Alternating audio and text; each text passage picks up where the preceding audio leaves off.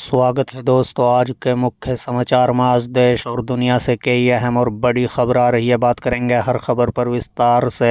लखनऊ में योगी के आवास के नीचे भी शिवलिंग, अखिलेश का दावा, बोले खुदाई कराएं। एक और बड़ी अपडेट, इस्तीफे की चर्चा के बीच अचानक दिल्ली पहुंचे नीतीश कुमार, बताएंगे क्या है उनका प्लान। इसी के साथ अगली बड़ी खबर में आपको बताएंगे। महाराष्ट्र में शरद पवार गुट के विधायक उत्तम जानकर का बड़ा दावा, बोले आंकड़े में अजित पवार चुनाव हारे हैं। इसी के साथ अगली बड़ी खबर में आपको बताएंगे। नफरती और विभाजनकारी बयानबाजी से बचे राजनेता, सुप्रीम कोर्ट के जज, बोले तनाव नहीं भाईचारे पर दे जोर। इसी के साथ अगली बड़ी खबर में आपको बताएंगे।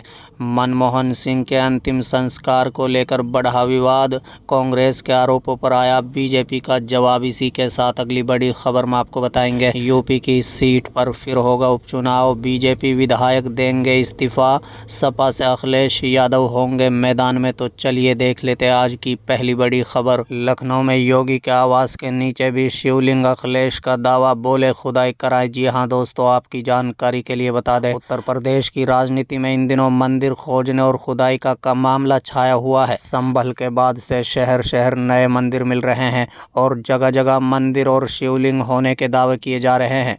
इन दावों के बीच समाजवादी पार्टी के अध्यक्ष अखिलेश यादव ने भी एक दावा कर दिया है। बता दें कि अखिलेश यादव ने रविवार को दावा किया कि लखनऊ में योगी जिस मुख्यमंत्री आवास में रहते हैं उसके नीचे भी शिवलिंग है। अखिलेश ने उसकी भी खुदाई की मांग कर दी। अखिलेश यादव सपा मुख्यालय में मीडिया से बातचीत कर रहे थे। आपकी जानकारी के लिए बता दें, अखिलेश यादव ने कहा है कि मुख्यमंत्री आवास के नीचे शिवलिंग है, ये हमारी जानकारी है, इसकी भी खुदाई होनी चाहिए। साथ ही उन्होंने भाजपा सरकार पर निशाना साधते हुए कहा है कि सरकार जानबूझकर ध्यान हटाने के लिए नए नए तरीके अपना रही है। जगह जगह खुदाई हो रही है, उनके हाथ में विकास की नहीं विनाश की रेखा है। अखिलेश यादव के इस दावे के बाद कई तरह के कयास लगाए जा रहे हैं। अखिलेश इससे पहले भी संभल में हो रही खुदाई को लेकर निशाना साध चुके हैं। बता दें कि अब मुख्यमंत्री आवास की खुदाई कराने की मांग के पीछे की उनकी रणनीति और मंशा को सीधे संभल में चल रही खुदाई से जोड़ा जा रहा है। संभल में जामा मस्जिद के सर्वे के दौरान हुई हिंसा के बाद से प्रशासन मुस्लिम इलाकों में लगातार बिजली चोरी और मंदिर के जीर्णोद्धार करने में जुटा है। यहाँ पर कई पुराने कुएं को दोबारा खुदाई कर नया जीवन दिया जा रहा है। जमीन के अंदर चली गई बावड़ियों पर भी खुदाई चल रही है।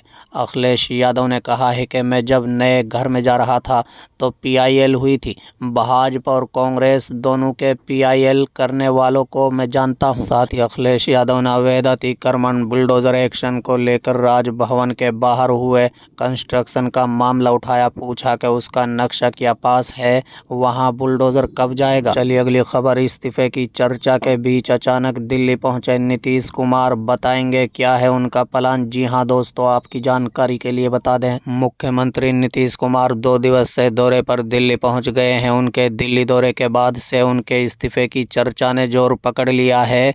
इस बहस को तूल देने में प्रशांत किशोर की भी भूमिका है और राष्ट्रीय जनता दल के नेता भी ऐसी बातें कह रहे हैं। लेकिन एक निजी समाचार एजेंसी के सूत्रों के मुताबिक वो 2 अलग अलग नौकरियों के लिए दिल्ली गए हैं। उन्होंने अपनी प्रगति यात्रा की शुरुआत पूर्व प्रधानमंत्री डॉक्टर मनमोहन सिंह के निधन के बाद बंद की। अब वो अपने परिवार के सदस्यों से मिलने और उन्हें सांत्वना देने और राष्ट्रीय जनतांत्रिक गठबंधन यानी एनडीए के साथ भविष्य की योजनाओं पर निर्णय लेने के लिए दिल्ली पहुंचे हैं। बता दें कि इस सीजन में मुख्यमंत्री नीतीश कुमार का सफर काफी हद तक उलझन भरा है।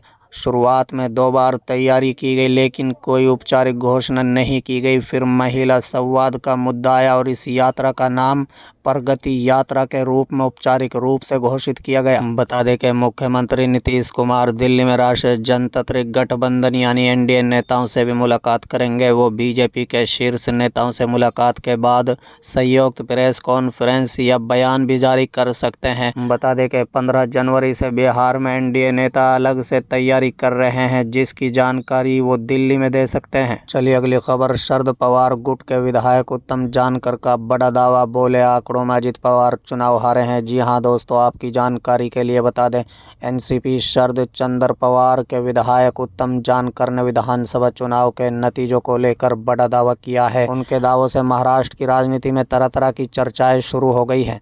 राज्य में विधानसभा चुनाव के बाद एग्जिट पोल के पूर्वानुमान में भी ये नहीं कहा गया है कि महाविकास अघाड़ी को करारी हार मिलेगी।